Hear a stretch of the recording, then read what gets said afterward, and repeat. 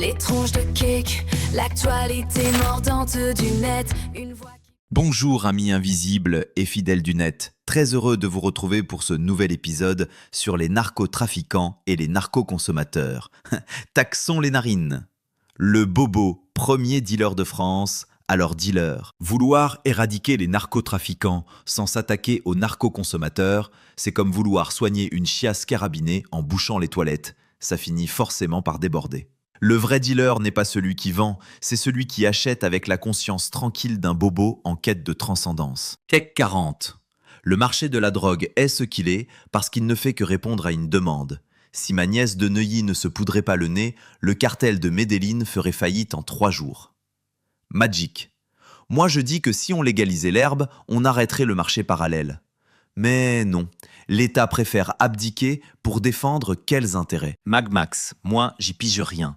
Un narco, je lui rentre dedans sans réfléchir, et si ça suffit pas, je lui offre une mine antipersonnelle gratos. Pas besoin d'être un génie pour savoir que le muscle, ça calme les envies de défonce. Ubi. J'ai hacké les comptes des revendeurs et c'est édifiant. Le client type, ce n'est pas uniquement un paumé des cités, c'est souvent un cadre, un VIP. Si on publiait en ligne leurs noms, ils seraient moins nombreux. Ces couilles molles des narcs reculent, sous couvert d'une prétendue libéralité. Résultat, la pression est telle que des services publics capitulent. Saint-Ouen, l'école maternelle Émile Zola se délocalise. Échirol, une école supérieure de communication déménage parce que les points de deal squattent le bas de l'immeuble, etc., etc. CAC 40, restons pragmatiques. Le narcotrafic n'est pas une question de morale, c'est un master de gestion appliqué à l'économie souterraine.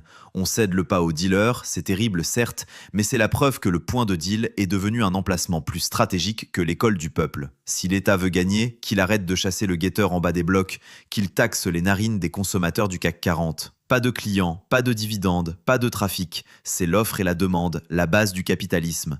Tant que le consommateur sera traité comme une pauvre victime égarée plutôt que comme le premier actionnaire du cartel, les points de vente continueront de coloniser nos trottoirs. La cocaïne est le seul produit au monde où le SAV se fait à la Kalachnikov, mais où l'acheteur garde sa carte de fidélité éthique en mangeant du quinoa le dimanche. Merci beaucoup pour votre attention. Je vous laisse maintenant liker, vous abonner à l'étronche-de-cake.fr, commenter les articles. À la semaine prochaine, même endroit, même bêtise, même méchanceté. Et d'ici là, portez-vous bien.